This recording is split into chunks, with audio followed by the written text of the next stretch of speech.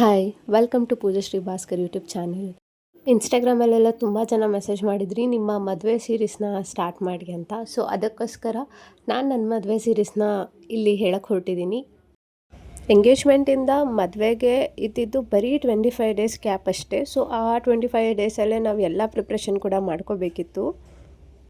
ಅದು ಅಲ್ಲದೆ ನಾವು ಮದುವೆ ಡೇಟ್ ಅವತ್ತು ಬೀಳುತ್ತೆ ಅಂತ ಗೊತ್ತಿಲ್ಲದೇ 2 ಮಂತ್ಸ್ ಹಿಂದೆನೇ ಮಂತ್ರಾಲಯಕ್ಕೆ ಹೋಗಬೇಕು ಅಂತ ಕೂಡ ನಾವು ರಿಸರ್ವೇಷನ್ ಮಾಡಿಸ್ಬಿಟ್ಟಿದ್ವಿ. ಸೊ ಫಸ್ಟ್ ಇನ್ವಿಟೇಷನ್ ಕಾರ್ಡ್ ಬಂದ ತಕ್ಷಣ ನಮ್ಮ ಮನೆ ದೇವರಿಗೆ ಕೊಟ್ಟು ಪೂಜೆ ಮಾಡಿಸ್ಬೇಕು ಅನ್ನೋದು ನಮ್ಮ ಮನೆ ಕಡೆ ಸಂಪ್ರದಾಯ. ಸೊ ಫಸ್ಟ್ ಮನೆ ದೇವರಿಗೆ ಇನ್ವಿಟೇಷನ್ ಕಾರ್ಡ್ನ ಪೂಜೆ ಮಾಡಿಸಿ ಅದಾದಮೇಲೆ ಮಂತ್ರಾಲಯಕ್ಕೆ ಹೋಗಬೇಕು ಅಂತ ಅಂದ್ಕೊಂಡಿದ್ವಲ್ವ, ಮೀನ್ಸ್ ರಿಸರ್ವೇಷನ್ ಮಾಡಿಸಿದ್ವಲ್ವ.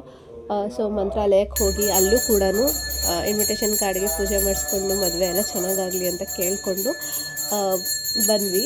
ಮದುವೆ ಇದ್ದಿದ್ದು ಗುರುವಾರ, ಬಟ್ ನಾವು ಮಂತ್ರಾಲಯದಿಂದ ವಾಪಸ್ ಬಂದಿದ್ದು ಭಾನುವಾರ ಮಧ್ಯಾಹ್ನ 12 ಆಗಿತ್ತು. ನಾವು ಅಲ್ಲಿಂದ ಬರೋ ಅಷ್ಟರಲ್ಲಿ ನಮ್ಮ ಮಾವನ ಫ್ರೆಂಡ್ಸ್ ಎಲ್ಲರೂ ಚಪ್ಪರಕ್ಕೆ ಏನೇನು ಪ್ರಿಪ್ರೇಷನ್ ಬೇಕು ಅದೆಲ್ಲ ಪ್ರಿಪ್ರೇಷನ್ ಮಾಡಿಕೊಂಡು ಚಪ್ಪರ ಎಲ್ಲ ಕಟ್ಟಲಿಕ್ಕೆ ಅಂತ ರೆಡಿಯಾಗಿದ್ದರು. ನಾವು ಅಲ್ಲಿಂದ ಬಂದ ತಕ್ಷಣ ಫ್ರೆಶ್ ಅಪ್ ಆಗಿ ಮನೆಯಲ್ಲೆಲ್ಲ ಪೂಜೆ ಮಾಡಿ, ಸೊ ಯಾವ ಟೈಮ್ ಚೆನ್ನಾಗಿದೆ ಅಂತ ನೋಡಿಕೊಂಡು ಆ ಟೈಮ್ಗೆ ಪೂಜೆ ಮಾಡೋಕ್ಕೆ ಅಂತ ಸ್ಟಾರ್ಟ್ ಮಾಡಿದ್ವಿ. ನಾವು ಚಪ್ಪರ ಶಾಸ್ತ್ರ ಮಾಡಿದ್ದು ಭಾನುವಾರ ಸಂಜೆ. ಸೋಮವಾರ ಹಳದಿ ಶಾಸ್ತ್ರ ಇಟ್ಕೊಂಡಿದ್ವಿ, ಮಂಗಳವಾರ ಮೆಹಂದಿ ಇಟ್ಕೊಂಡಿದ್ವಿ, ಬುಧವಾರ ರಿಸೆಪ್ಷನ್ ಆಗಿತ್ತು. ಸೊ ಬುಧವಾರ ಮಾರ್ನಿಂಗು ಬಳೆ ತೊಡಿಸ್ಕೊಂಡು ಆಮೇಲೆ ಮಿಕ್ಕಿರೋ ಶಾಸ್ತ್ರಗಳೆಲ್ಲ ಮುಗಿಸಿ ನಾವು ಮೈಸೂರಿಂದ ಕನ್ವೆನ್ಷನ್ ಹಾಲ್ಗೆ ಹೊರಟಿದ್ದು, ಮಂತ್ರಾಲಯ ಹೋಗಿದ್ದು. ಹಾಗೆ ಈ ಶಾಸ್ತ್ರಗಳೆಲ್ಲ ಬಿಟ್ಟು ನನಗೆ ಹಾರ್ಡ್ಲಿ 15 to 18 ಡೇಸ್ ಅಷ್ಟೇ ನನಗೆ ಪ್ರಿಪ್ರೇಷನ್ ಟೈಮ್ ಸಿಕ್ಕಿದ್ದು.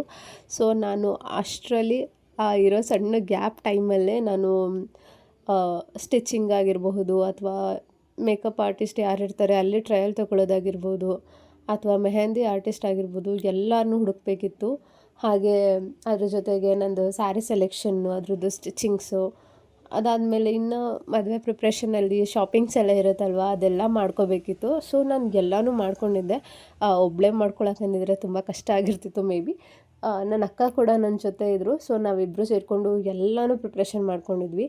ಅದು ಅಲ್ಲದೆ ನಮ್ಮ ಹುಡುಗನ ಮನೆ ಕಡೆ ಸಂಪ್ರದಾಯ ಇದೆ, ಮದುವೆ ದಿನ ಹಾಕೋ ಬಟ್ಟೆನ ಹುಡುಗನ ಬಟ್ಟೆ ಹಾಗೆ ಮದುವೆ ದಿನ ಹಾಕೋ ಹುಡುಗಿ ಬಟ್ಟೆನ ದೇವ್ರ ಮುಂದೆ ಇಟ್ಟು ಪೂಜೆ ಮಾಡಿಸ್ಕೊಂಡು ತರ್ತಾರೆ. ಸೊ ಅವರಿಗೆ ಬೇಗನೆ ಕೊಡಬೇಕಿತ್ತು ಸ್ಯಾರಿ ಮತ್ತು ಬ್ಲೌಸ್ನ. ಅದನ್ನು ಕೂಡ ಬೇಗ ಸ್ಟಿಚ್ ಮಾಡಿಸಿ ಅವರಿಗೂ ಕೊಟ್ವಿ. ಸೊ ನಾನು ಯೂಟ್ಯೂಬ್ ಚಾನಲ್ ಕ್ರಿಯೇಟ್ ಮಾಡ್ತೀನಿ ಅನ್ನೋ ಯಾವ ಐಡಿಯಾ ಕೂಡ ನನಗಿರಲಿಲ್ಲ. ಸೊ ಅದಕ್ಕೆ ನಾನು ಶಾಪಿಂಗ್ ಮಾಡ್ಕೊಂಡಿದ್ದಾಗಿರ್ಬೋದು ಅಥವಾ ಬೇರೆ ಬೇರೆ ಆಕ್ಸೆಸರೀಸ್ ಎಲ್ಲ ತೊಗೊಂಡಿರೋ ವೀಡಿಯೋಸ್ನ ನಾನು ಯಾವುದೂ ಕೂಡ ಕ್ಯಾಪ್ಚರ್ ಮಾಡ್ಕೊಂಡಿಲ್ಲ. ಸೊ ಮುಂದೆ ಯಾವಾಗಾದರೂ ಆದಾಗ ಸೊ ಅದ್ರ ಬಗ್ಗೆನೂ ನಾನು ಹೇಳ್ತೀನಿ, ಏನೇನು ಶಾಪಿಂಗ್ ಮಾಡಿದೆ, ಎಷ್ಟಾಯಿತು ಅದೆಲ್ಲನೂ ನಿಮ್ಮ ಹತ್ರ ನಾನು ಹೇಳ್ತೀನಿ. ಬರೀ 15 to 18 ಡೇಸ್ ಗ್ಯಾಪ್ ಇದ್ದಿದ್ದರಿಂದ ನಾವು ಎಂಗೇಜ್ಮೆಂಟ್ ಆಗಿದ್ದ ನೆಕ್ಸ್ಟ್ ಡೇಯಿಂದನೇ ನಾವು ಶಾಪಿಂಗ್ ಎಲ್ಲ ಸ್ಟಾರ್ಟ್ ಮಾಡಿಬಿಟ್ವಿ. ಯಾಕೆ ಅಂತ ಅಂದರೆ ಮದುವೆ ಕೊನೆಯಲ್ಲಿ ಎಲ್ಲ ಕೆಲಸನೂ ಪೆಂಡಿಂಗ್ ಇಟ್ಕೊಂಡ್ರೆ ಮದುವೆಲಿ ಎಂಜಾಯ್ ಮಾಡೋಕ್ಕಾಗಲ್ಲ ಅಂತ ಇಂಟೆನ್ಷನಲ್ಲಿ. ಸೊ ನಮ್ಮ ಅಕ್ಕ ಫುಲ್ಲು ಅವರೇ ರೆಸ್ಪಾನ್ಸಿಬಿಲಿಟಿ ತೊಗೊಂಡ್ರು, ಅವರೇ ಎಲ್ಲನೂ ಕೂಡ ಪ್ರಿಪ್ರೇಷನ್ ಎಲ್ಲ ಮಾಡಿದ್ರು.